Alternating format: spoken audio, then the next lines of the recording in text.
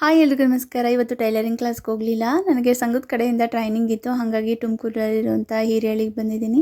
ಇವತ್ತು first day documents ಎಲ್ಲ submit ಮಾಡಬೇಕು. ನನಗೆ ಇದ್ರ ಬಗ್ಗೆ ಮಾಹಿತಿ ಗೊತ್ತಿರಲಿಲ್ಲ, ಹಾಗಾಗಿ ಪಾಪನು ಕರ್ಕೊಬಂದೆ.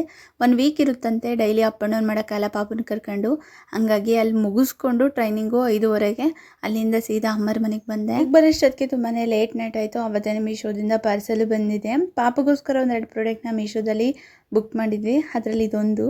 ಯಾವಾಗಲೂ ರೆಗ್ಯುಲರಾಗಿ ಒಂದೇ ಥರ ಬಟ್ಟಿಡ್ತೀವಲ್ಲ, ಇದು ನೋಡಿಬಿಟ್ಟು ಆರ್ಡ್ರ್ ಮಾಡಿದ್ವಿ. ತುಂಬಾ ನೋಡಿದಾಗ ತುಂಬಾ ಖುಷಿ ಆಯಿತು, ಅಷ್ಟು ಚೆನ್ನಾಗಿದೆ ಕ್ವಾಲಿಟಿ. ಡೈಲಿ ಒಂದೊಂದು ಥರ ಬಟ್ಟಿಡ್ಬೋದು. ಇದು ಮಕ್ಳಿಗೆ ತುಂಬಾ ಯೂಸ್ ಆಗುತ್ತೆ. ನಿಮಗೆ ಬೇಕು ಅಂತಂದರೆ ಕಮೆಂಟ್ ಸೆಕ್ಷನ್ ಲಿಂಕ್ ಅಂತ ಕಮೆಂಟ್ ಮಾಡಿ, ಐ ಸೆಂಡ್ ದ ಲಿಂಕ್. ಇನ್ನು ಫಸ್ಟು ಅಮ್ಮಗಿಟ್ಟು ನೋಡಿದ್ವಿ, ಎಷ್ಟು ಚೆನ್ನಾಗಿ ಕಾಣ್ತಿದೆ ನೋಡಿ.